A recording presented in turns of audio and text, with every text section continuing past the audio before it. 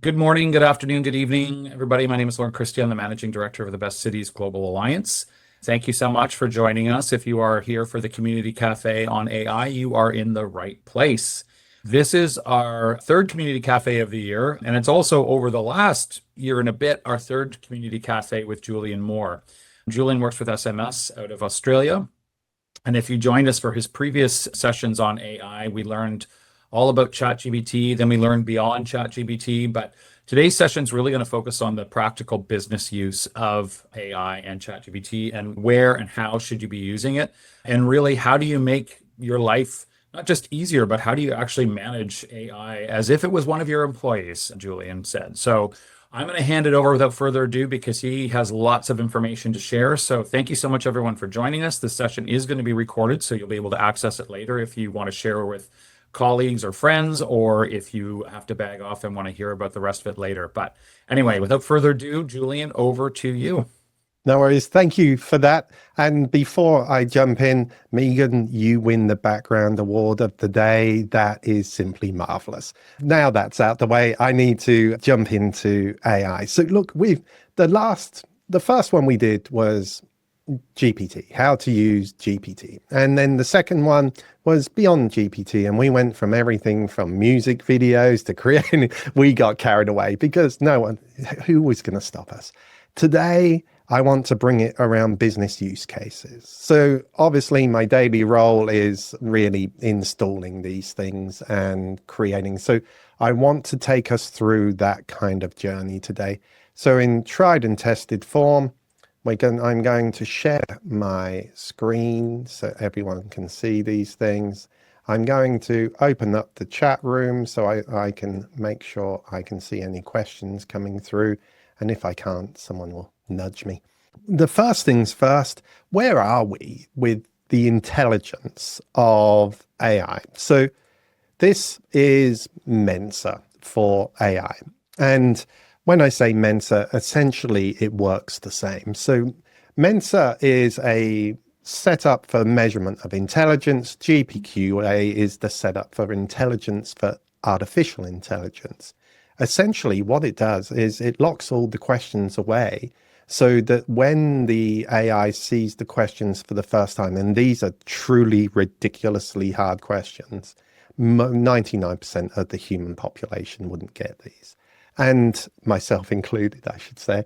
And then when it sees it for the first time, it has to use raw intelligence to answer it. It can't be trained in any of its training system. It's seeing it for the first time. They're not published anywhere. They're not on the internet. They're not printed. Literally, they're under lock and key in a safe. So the yellow line is a PhD inside their speciality. Let's say that's a brain surgeon and what they know about brain surgery. And then the green line is outside the PhD's speciality. Let's say that's what they know about tourism and destinations. So now what we have is the line between. You'll see a huge amount of things are missing on here simply because they don't make the cut. They literally don't get onto the chart. GPT-4 took a huge step forwards in sort of May, June last year, and everything got to about this stage. This is multimodal stage. This is where it can generate an image. It's where it can talk to you and you can have a conversation. The challenge here is that by asking a question of it, it would go off to the training data, take a couple of seconds and get back to you in a couple of seconds with an answer. Now, what this meant is we ran into just problems with compute power. Literally, computing power wasn't big enough. So if we say GPT-5 now, or the current Grok or the current Claude, essentially they are trained on every television station's archive in every country, every radio station's archive in every country, every public library, most universities' libraries, every newspaper archive. They've all done deals with them so they can be absorbed in. It's all of the internet, all of Facebook, all of X, all of Insta, all of YouTube, all of it. And every medical document, everything, all pushed together. And then it's compressed And compression is essentially just a glorified word for removing the joining words. So if, and, why, what, when. So if you take the works of Shakespeare and compress them, they come out to 1/3 the size. You've still got Shakespeare, but you've removed the joining words. Now, if you take what's essentially the largest sum total of the world's knowledge we've ever put in one place, and then we ask it a question from this level and say, go off, find it, and come back within 1 second, it simply runs out of computing power, comes back with an answer, and the answer is about 23% error rates. So it would, and this is where the computer scientists would always say, but humans make 27% error rate. And I would always say, if my accountant made a 23% error rate, I'd still be quite upset with them. So what they did is they worked out very quickly, they can use this thing called inference or thinking or reasoning. So you'll see these models all use these different names. You can use a thinking tool or a reasoning tool. But essentially, what it does is it allows it time to answer. So now you ask the same question of the same data, but with the thinking, it goes off and it asks that question 50,000 times. And then from those 50,000 times, it lines them all up and says, hang on, 48,000 times, I'm getting the same answer. So the others outside of that must be the hallucinations or the errors. So delete those and I'll give you that answer. So with the same data, the level of intelligence stepped up from here to here, just below the PhD. And then again, with fine tuning in the same data, it stepped up to O3. Now, with GPT-5 and with the new Claude 4.5 and the new Grok, they're all off the chart now. GPT-5 Pro thinking now sits about 92% here with a 0.3% error rate. So hallucinations are essentially fixed. The big issue that you see now with lawyers submitting the wrong testimony, made up, or recently one of the big, consulting companies in Australia just charged the government $440,000 for a report, and it was all bloody made up. And they were just using the wrong tool. They had literally just let some junior get involved. So we're now seeing a case of people still relying on these without understanding that the level of intelligence has risen massively and the hallucination rate is all but gone, like 0.3. And so what we now have is intelligence way above PhD. And this now means we've got AI that passes every PhD exam in every topic, in every language. Now, that now means that essentially what we have now is Sheldon from the Big Bang Theory. So because we've got Sheldon from the Big Bang, you should treat it as such. Imagine putting Sheldon into an environment like bricklaying, and he would be bloody useless. So intelligence isn't the sign of capability. So yes, we have the intelligence, but whether it's capable or not is dependent whether it's suitable. So let's have a look at a couple of things where it is. First of all, medical. In medical, we invited the top 400 humans in. I still never get over the fact I'm now saying humans instead of AIs and robots. So we invited literally the top 400 American diagnostic specialists. These are the people who deal with the most complex diagnoses of challenging diagnosis. And on average, out of the challenging diagnosis, they got 20% right. Some got higher, some got lower, but on average, they got 20%. The O3 got 80% on the same questions, and then the fine-tuned one got 85. GPT-5, the pro thinking model, now gets closer to 90. It's immediately 400% better than any human on the face of the planet. Because in this, it literally means we've got way more data in medical than we've ever been able to cope with. We never had enough professionals crunching the numbers. So now we can chuck it into an AI, it can crunch the numbers, and it really shows off its intelligence. The easiest way I could show its intelligence is here. I literally just typed this in. It thought now for 15 seconds and went, hang on, Julian, looks like your hands were shifted one key to the right of the keyboard.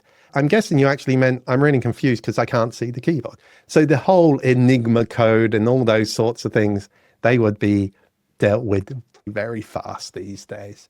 So let's get rid of these and now have a look at really where we are. Now, last time we got together, we had a look at outbound phone calls. These were the outbounds. Now, it meant that we can now use AI that uses every language, and this was the one that Apple uses when you go onto their website. Hey, James. I'm not instant, man. Yeah, no worries. I hate calls out of the blue too, but I'm actually from Apple, and I saw you were checking out Vision Pro. And you can hear it can have the conversation with someone. And then from there, it was a case where this can now host 100,000 simultaneous phone calls. So if you want to call 100,000 people to come to these conferences or these events or understand the research data, it will have those questions and answers.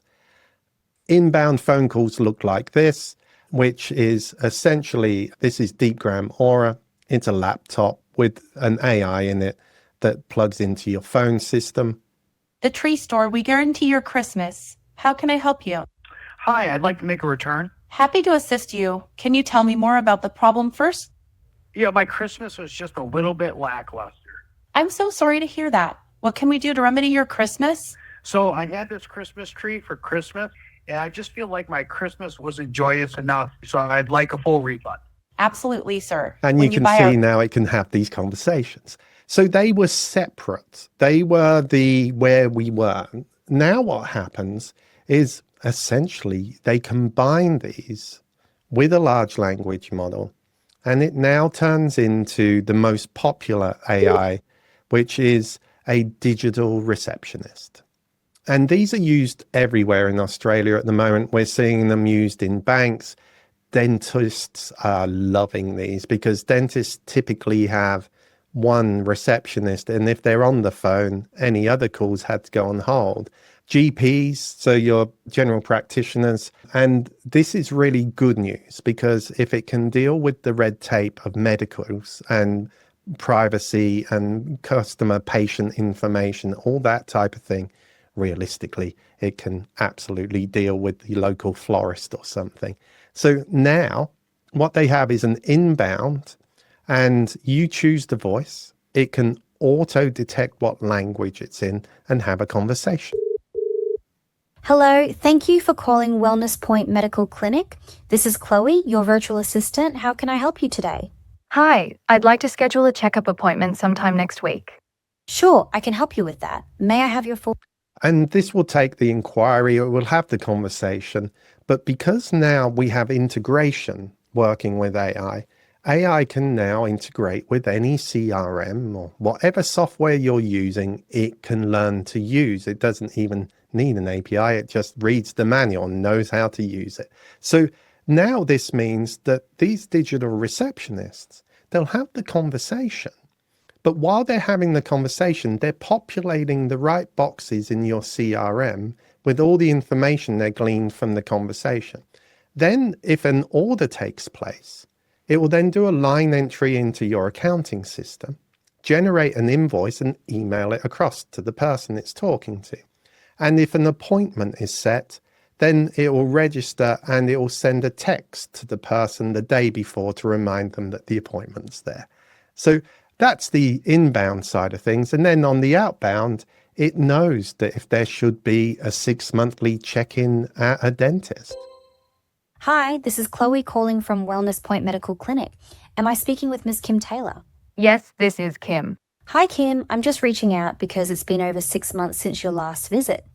We'd love to help you stay on top of your health. And it will literally talk about whatever you train it on. And you train these things these days simply by dropping PDFs and copies of your website, that type of thing, so it learns about you. However, on this, it also means that we're seeing them used in emergency response areas. So if a flood's coming through or a fire's coming through, that you can ring an entire town and say, are you staying or leaving? And if they're staying, you can forward those details on to the fire brigade, and they know which houses to prioritize because fear of loss of life. So we're seeing these kind of things used all over the place, just because even in insurance, let's say major wave has come through and flooded, and I'm talking about lots of Australian situations here. So major wave has come over, it's flooded the local beach community. Your insurance company has just gone from maybe 2 to 6 on average call centers or operators, suddenly needs 2,000. So instead of taking weeks to scale up to get a call center in place, they just switch on the AI, and suddenly they're answering 2,000 phone calls all simultaneously, all within a whisker of a moment. So we're seeing these used in a range of places. Mostly, one of the major benefits is its language is now it's able to talk every language in the world. And now we're seeing the language move into a range of areas. This is Google. So if you're on Teams or Zoom or any of those, this is what we can expect in a couple of weeks. The language. Let's take a look. Hi, Camilla. Let me turn on speech translation. It's nice to finally talk to you. Es bueno hablarte finalmente. No puedo esperar a alquilar tu casa. Te vas a divertir mucho y creo que te va a encantar. You're going to have a lot of fun, and I think you're going to love visiting the city. The house is in a very nice neighborhood and overlooks the mountains. That sounds wonderful. Eso suena maravilloso. So now this now means that if you're having a video call, you can have a video call with any client from any part of the world and have a simultaneous translation done. This also means that you capture the entire conversation verbatim. So much like we have fireflies in the chat at the moment, and there's lots of those, this is native. So it now means that you're able to say within your AI, identify all the action points, and then apply those to the proposal that Jenny in the video is looking for. And so all these sides of things now means that communication has just become simpler, to the point now that the brand new iPhones, the ones just released with the new software as well, also has that on the phone. So you can just choose what language you want to come out, whoever you're speaking to, and it will translate and come out the other side. So the language barrier is disappearing really fast in AI. It's just becoming a given and an expectation that these are there.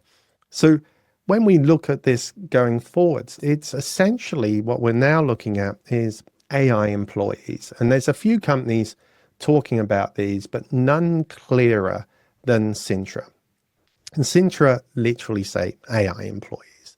And they've given them very cool little avatars. So with this, when you look at Sintra, they're really straightforward. The first thing they've done is they have gone, okay, what can we absorb? So we can take in any amount of your company data.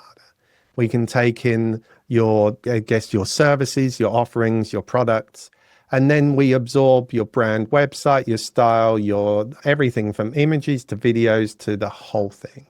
And then they allocate an employee to each. So they have social media managers, and the social media manager will monitor every hashtag relevant to what your organization does. Then it will write the social media posts based around what you're currently aiming for. Then it will actually ask you to confirm that, and then it will post them for you. Scheduling is dead. It will just work out the best time to post your social media based on engagement, based on structure. Same for your data analysis, email marketing, recruiters. All these types of things now are simply a click away, and it absorbs the info from there. And to have something like 12 new team members is now, I think, about $100. Yeah, it's $100 a month for all 12. And they will work 24 hours a day, 7 days a week, based on any of the things you want them to do. And they report directly to you. We've just scaled up your team to wherever you want.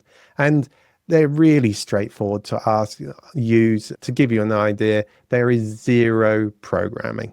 It literally says, would you like me to connect to your social media? Yes. And that's the connection done. And then from there, you can really use that whole team to really assist with whatever it is that you're doing. And so Sinatra is interesting because you can imagine now, if I'm looking to place a large event, why would I place it in Dublin, or why would I place it in Guadalajara, or why would I place it in Melbourne? This type of thing now means you can leave an agent running on your website that engages with people. So instead of just having our Great Hall looks like this, what we could say is, how many people are coming? Look, this is what it would look like with 400 tables of 8-foot rounds with eight pieces. What would you like the centerpieces to look like? What would you like the coloring to look like? And it immediately starts applying those overlays to the current images you have, so that your people browsing to work out what they're doing can actually see how they interact. You might say, hang on a second, I've got the paleontologists looking to come, and it will immediately look up all the paleontologists locally and find the key opinion leaders and thought leaders that are living in your city that might want to be part of this. It builds your legacy into their inquiry while they're waiting and while you're not there. So with all these sides of things, we should have a look how that sort of thing works. Now, when we look at images, quite honestly, at the moment, the best image generator is Gemini. And Google's Gemini, in tried and tested form, like every computer scientist, they're bloody useless at marketing. So they decided to call their image generator Nano Banana. Because that's what you do if you're Google. You don't say Google Image Generator, you just decide that you're going to call it Nano Banana. So now we can create an image. We might say, and here's one I made earlier. So what I did is I dropped in a very famous shot from Melbourne's shopping mall here. And it's standard image taken from a website, 640, 480, really low res. I took the image and said, I want to know what a Nike promotion would look like here. And then it changed this sign to Nike and put a Nike in Foot Flow store there. And I thought, quite honestly, Nike running and Nike training with a bit of foot flow was a bit lame. So I said, from here, let's add in some vertical Nike flags. And then it shows me what that would look like. And now this means that any space around your city, any space that you've ever thought, wow, this would be great, what could we do with that? You can simply upload an image and say, I want this in that space. So you can start visualizing exactly what those events will look like, what those activations will look like. You can change the coloring, you can change the dynamics, you can put anything in to visualize how that would look. This is free. It costs nothing to use this. And so once you have this, it's then and to give you an idea, if you go to, it's super fast. You click the banana, you add an image. So let's add a picture. There's me, right? Let's add me. So now I want to manipulate that image, use image one. There's only one. Use image one and make it look like he is taking a selfie with Taylor Swift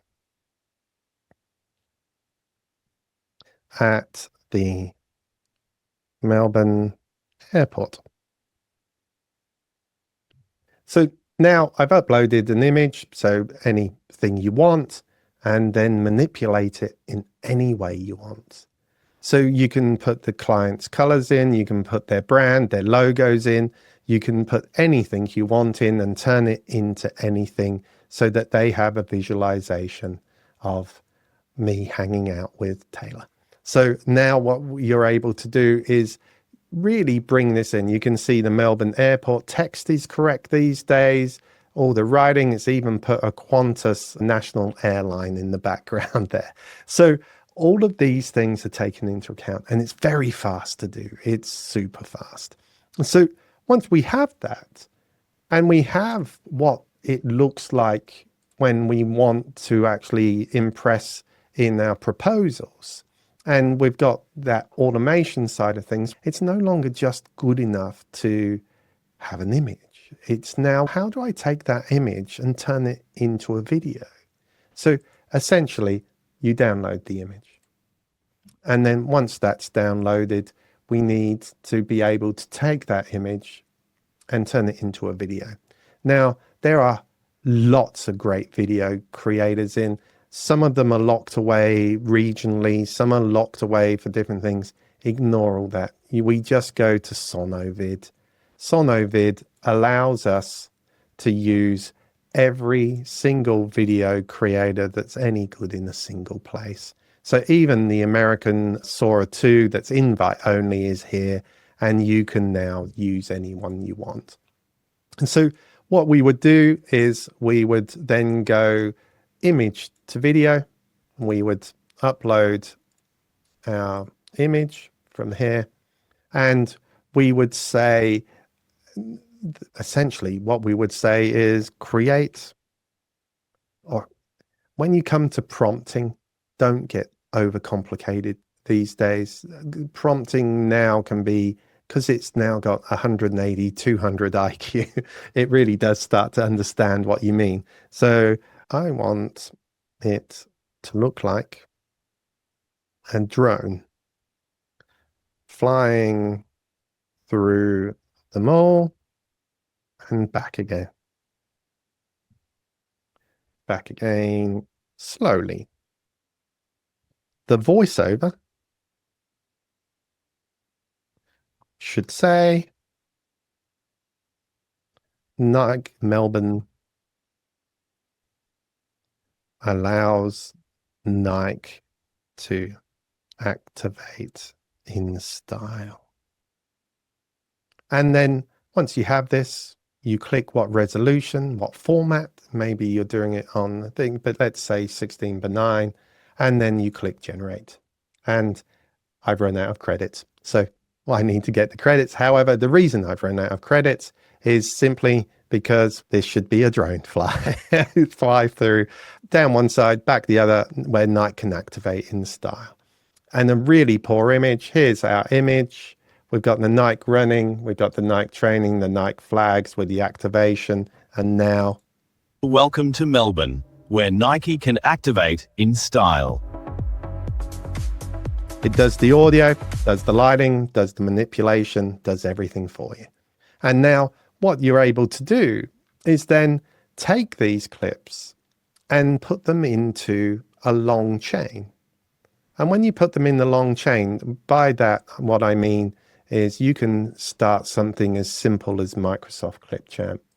And these are free with every Microsoft product, I think, and like it's on every single one. If we have a look for something like Dairy Futures, you'll see 8-second clips. There's a background piece of music, and this is, you drop it onto a line. There is no skill here. And then each one of these are just text. So when you have the text, you can change what it says and what font and what logos. And then very quickly. Every day we work to feed Australia and the world.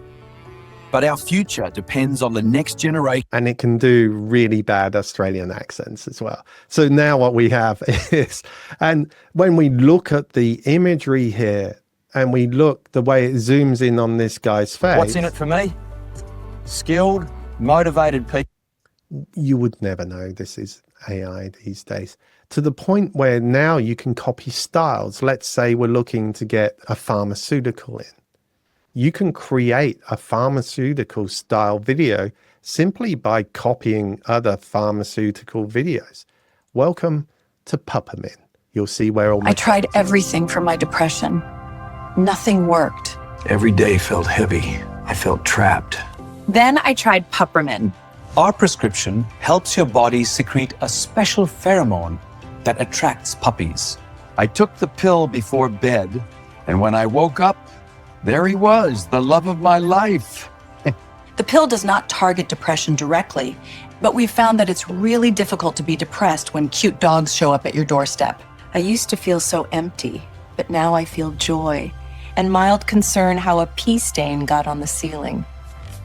My puppy listens twice as good as my ex-husband and only climbs into the lap of half as many of my friends. He chewed up my Bible and pooped in my good chair. But I'm happy for the first time in years. Looks like a rat, barks like a demon. But he saved my life. I named him Earl. He follows me everywhere and farts in his sleep. Just like my first husband. Pupramine, for when your therapist says, maybe you should get a dog. So now you can copy any genre, any style. You can create these things very simply by just dropping and creating any style of video you want. This was, even today, this is one of the surgery ones. Where precision meets purpose, where skill transforms lives. Join the Australian Society of Plastic. So you can create simple skits really simply, and you can incorporate whole websites. This is an engagement website, standard, just a screen capture. And it was like empowering this, and now it becomes something very different.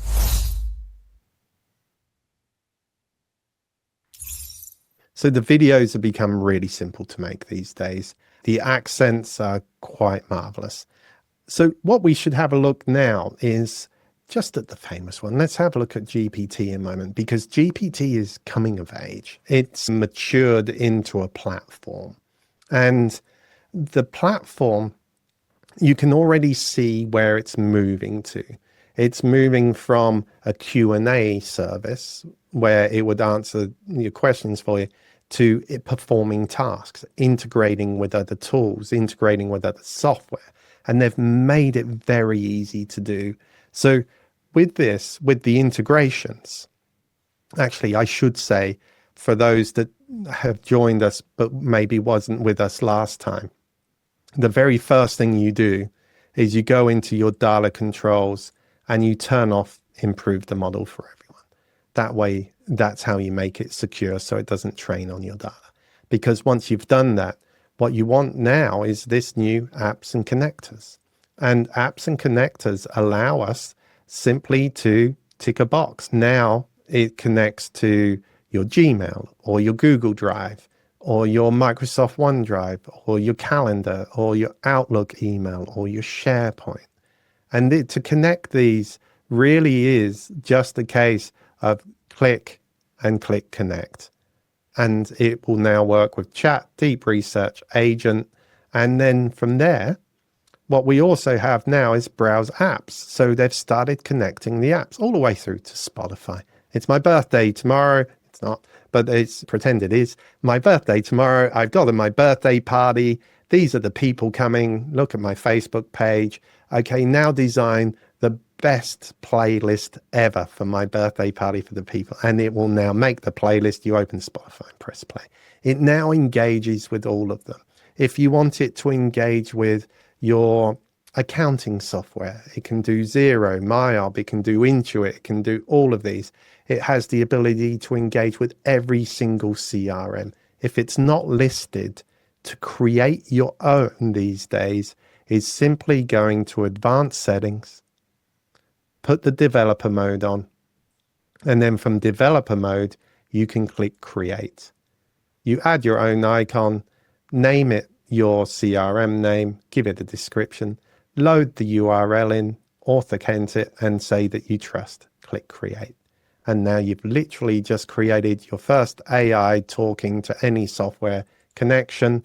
I will now just go and turn that off because behind the scenes, it puts you in an orange box and developer mode, so memory's not used. So it's not good to leave it on.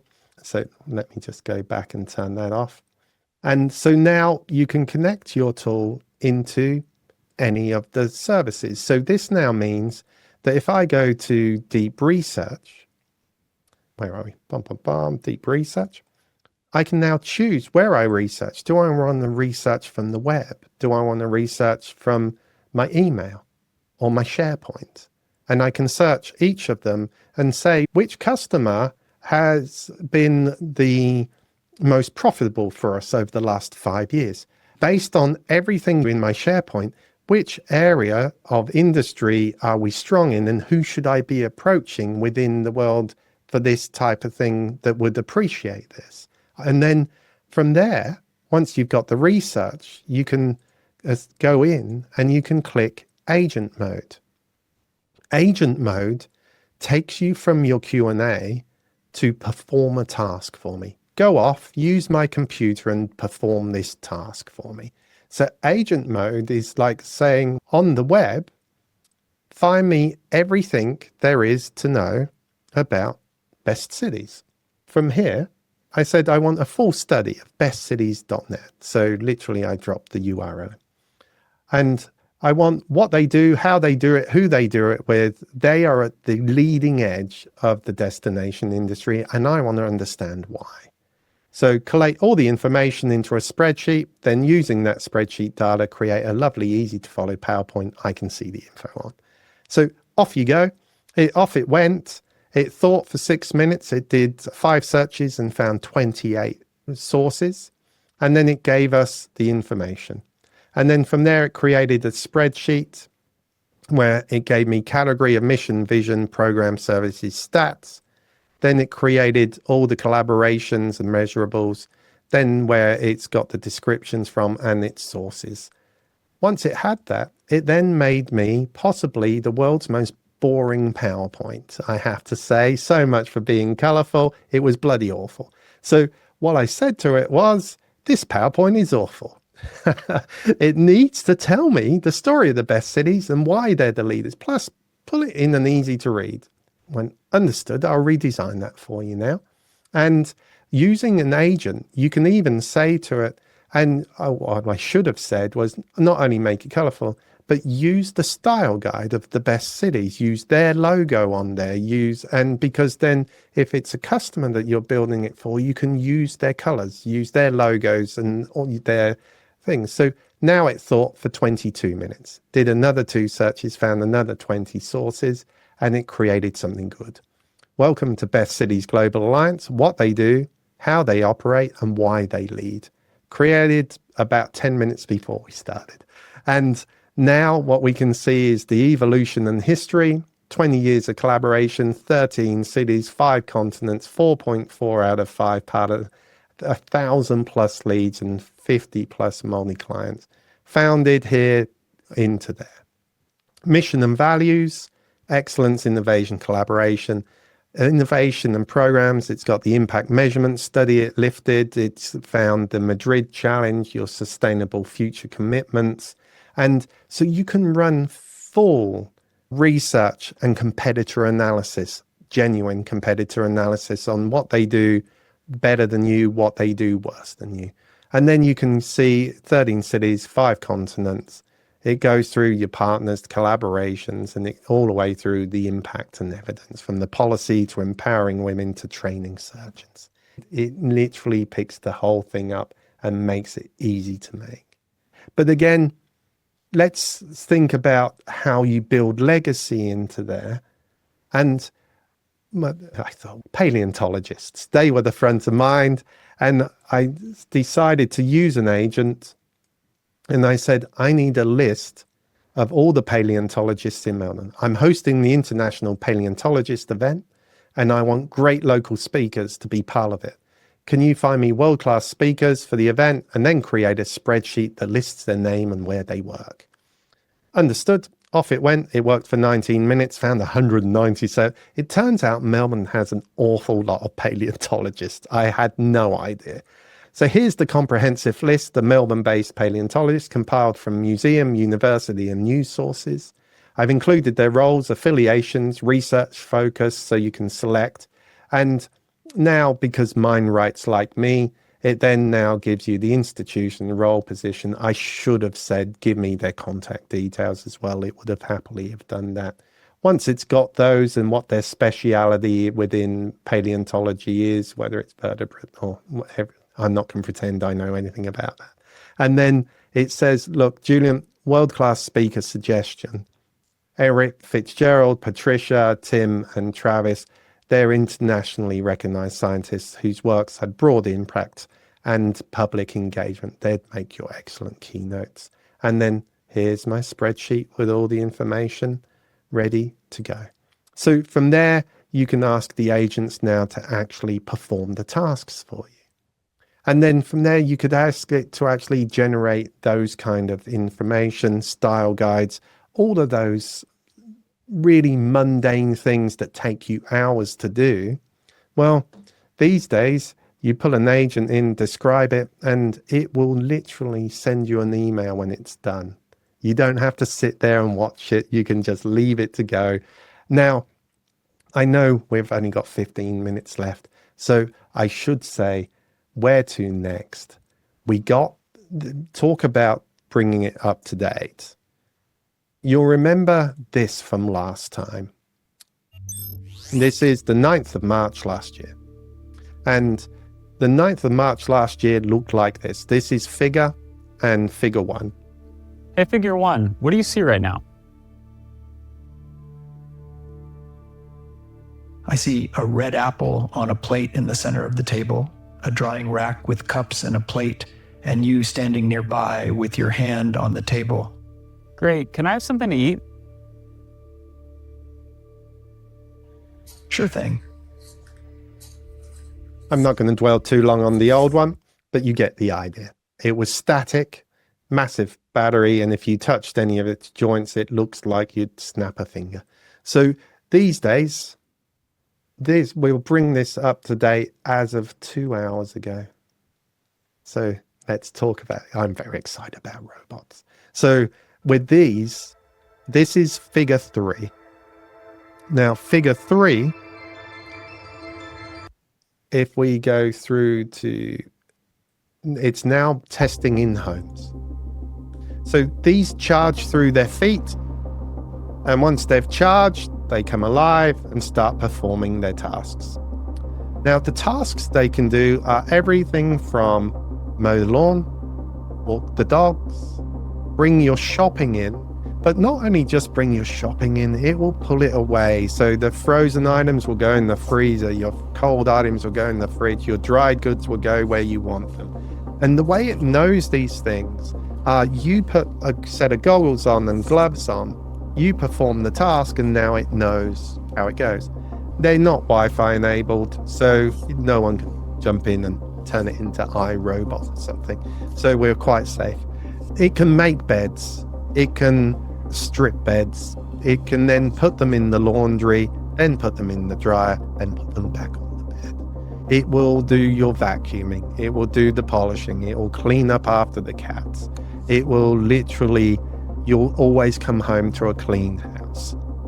It will find now it even rinses the dishes off before it puts them into the dishwasher to save.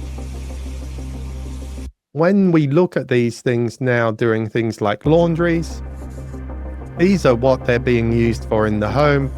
You can imagine how many of these will be in convention centers, how many of these will be in information centers, how many of these will be used everywhere. And to give you an idea, they've already given us, this is folding laundry. It's not the most exciting. Here we are outside the home.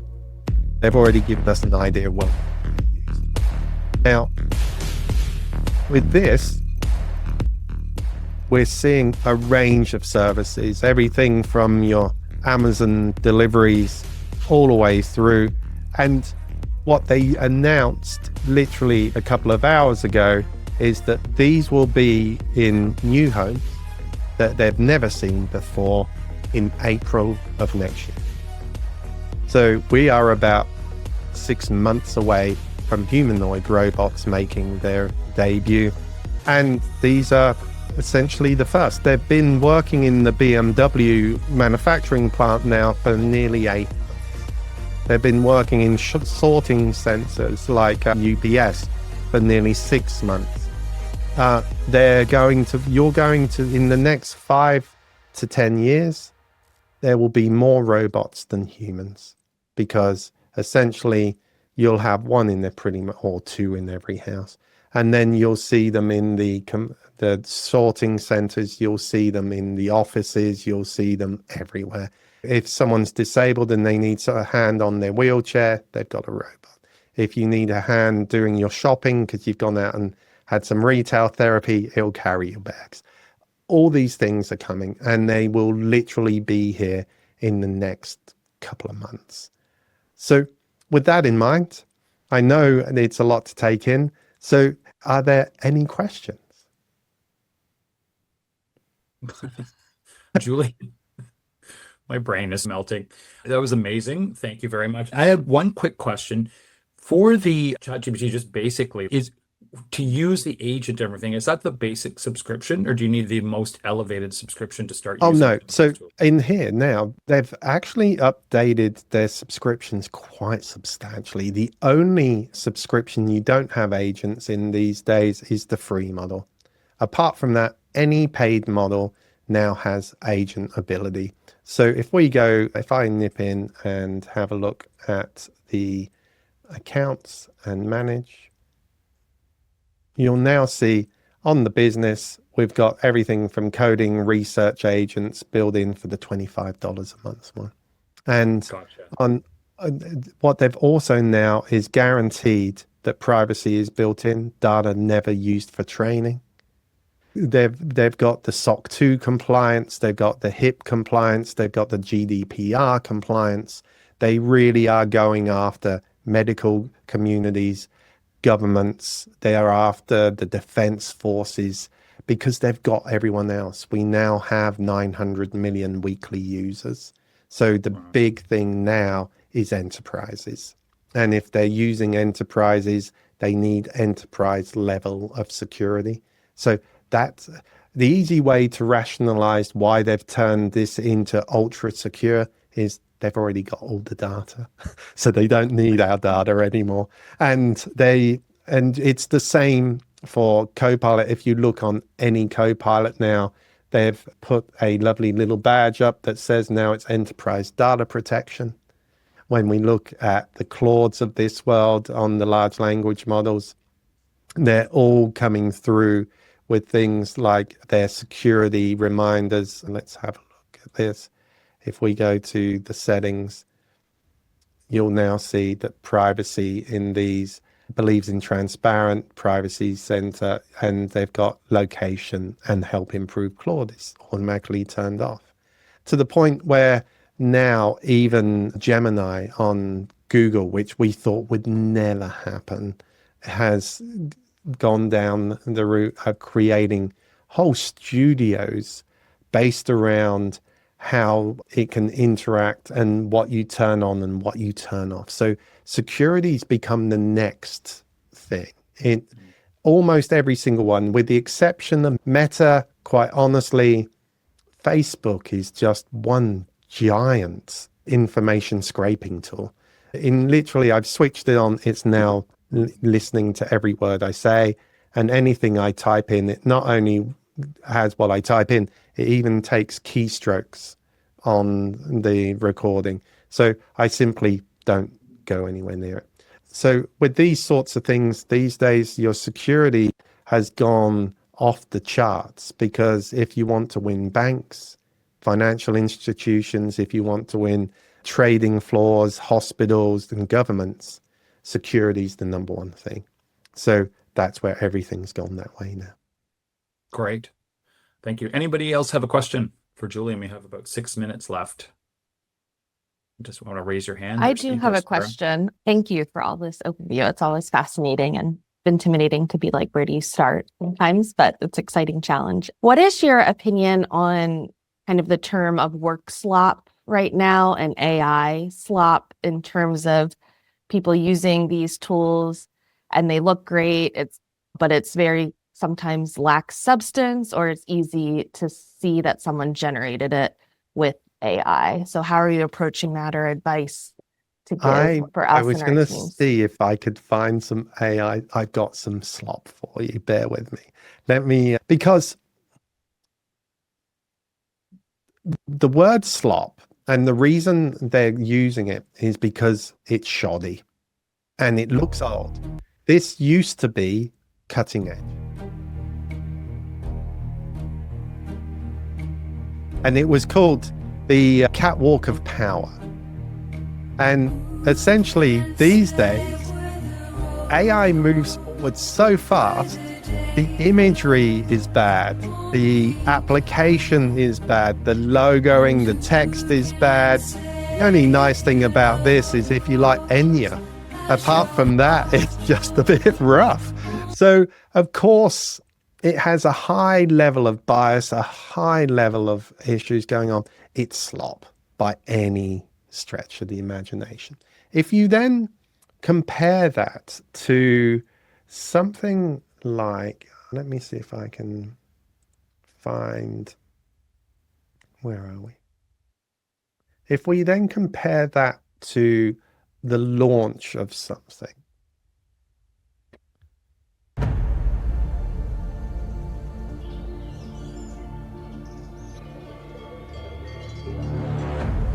this has the ability to move emotion, and it has the ability, because it's creative, it's like a visual creator, mate, someone who knows what they're up to. And when you look at these sorts of things and you compare that to just the really bad crap that's out there, you're like, no, more of this. We want more of this. We don't want more slop. So it's critical that when you're using AI, the first thing you do is never use your large language model in the default way. GPT, Claude, they're all made by Californian computer scientists who, how do we put this politely, are neurospicy. So they have a way of writing that just isn't the way normal people communicate. So GPT defaults to a really bad style of writing. The M dashes it uses, it's just jarring when the instant someone sends you something. Yet when we look at how easy it is to change the way GPT writes, and it's crazy easy. What you would do is you start in a new chat and you simply say, identify every interaction we've ever had. Highlight all my interactions with you and understand how I create a structure or structure a sentence and how I structure a paragraph. Understand my tone of phrase, my tone of voice, and how I bring together everything that is me. Now mimic that and write me the best, most comprehensive set of instructions I can copy and paste into my custom instructions. Once it gives you this, you then go to personalization. And under here, you paste in everything it gives you, to the point where once that's in there, that's only half the job done. It now tries to behave like you, but you need to give it a personality. Obviously, mine is nerdy. And then you give it your nickname, you give it your occupation, what it needs to know about you. And then you have to make sure it can reference your saved memories and your chat history. Now, once it's got all those, what you're able to do is now say to it in the chat, I always start my emails this way. I always end my emails this way. And then you spend 2 to 3 weeks correcting it. Take an email, drop it in, and if it says something you don't like, you go, I would never say that. In this instance, I would say it like this. Commit that to memory. So for 3 weeks, you're just correcting it all the time to the point where you see Julian prefers all these emails ended with kindness. Jules prefers never to use M dashes in his responses, prefers that long hyphens are never used because I want to really get through, is preparing for this, is doing this, because now it writes just like me. To the point, if I say, write an email to my wife saying I'm going to be late, instead of giving you that default email slop style that it writes like me. It doesn't say, yes, we'll write this email together and we'll write the best goddamn email that's ever been written type of thing, all that waffle it comes up with. No, it knows how I write and it knows what I would say. My wife's called Belinda and it literally goes, running late. Hi, B, letting I'm running late. Things are run over. If it don't, I'll grab something. See you soon, Jules. And so it knows my wife, I call her B. It knows all these things. And now on that side of thing, it should know everything about you to the point where you can now scenario plan with this. This now means that if I'm working with something a bit more sensitive, really secure data centers, I would never write a prompt. I let GPT write the prompt. And I'm working with the data centers and I want to understand when they're constructed, if I make a change, what it impacts. It now writes the prompt. You're the multidisciplinary team for the for different data centers. These are its rules. It's written the prompt. These are the response formats. And this simply now means once I've entered that, anytime I ask it a question, I could say, I want to scale that from 1 gigawatt to 10, and it will simply go, hang on, if we do that, this is what it means to the architecture, this is what it means to electrical, mechanical, this is what it means to cabling, and this is what the discipline comments will say to you. The program director would say this, your architect, your civil, your structural, your electrical, mechanical, controls, ICT, everything. So I can now allocate that to each person involved. And if someone in the events department suddenly says, hang on, they've changed it from 1,500 to 3,000, what does the impact look like? You now have the impact on everybody involved in that project. And it goes all the way through to my wife got diagnosed with breast cancer. And because I work you are dealing with the world's biggest nerd here. So immediately what I did is take every single image she ever had taken. I took a screenshot of all the different forms. I put them all in and I created a multidisciplinary team. I then went in and I wanted to double check. I knew that AI is going to be better than any of the people I'm going to be dealing with. So I created the most comprehensive 51-year-old type 1 diabetes. These are the confirmations, pathology, working stages. So now I know what the radiologist would say, the pathologist, the breast surgeon, the oncologist. And then I trained each one of them so that anything they do, they input it now into the multidisciplinary team and they can get a consensus on how to work going forwards. And this can be done in anywhere. This can now be done in IR for scenario planning. So let's say we've got a Russian hacking team suddenly coming in and multidisciplinary, it tells you one pager, this has happened. And what's happened is someone's hacked it. What do you do? The first thing you need to do is there's a major outage. These are all the scenario plans it can do, department by department. The reportable matrices, you can do this in any way. You can have yourself, your entire organization. So while it can generate slop, what it can also do is some massive scenario planning. So do have a play with the Tara. I don't know if you've ever tried Suno, but have a look at Suno because honestly, it's a huge amount of fun. Julian, I think you answered Tara's question there. I just want to say thank you so much on behalf of Best Cities. That was absolutely incredible. My mind is melting. I am very much a fan of Puprin, so thank you. Oh. And we'll You and struggle me. through AI with him. But thank you so much. That was absolutely incredible. And again, I would encourage anyone, this will be saved on our Best Cities website. Feel free to share that amongst, I think there were some really great, valuable tools there that I think we can all use. So thank you, Julian. Thank you, Nigel, for organizing. And thank you everyone for participating. And we will see you soon.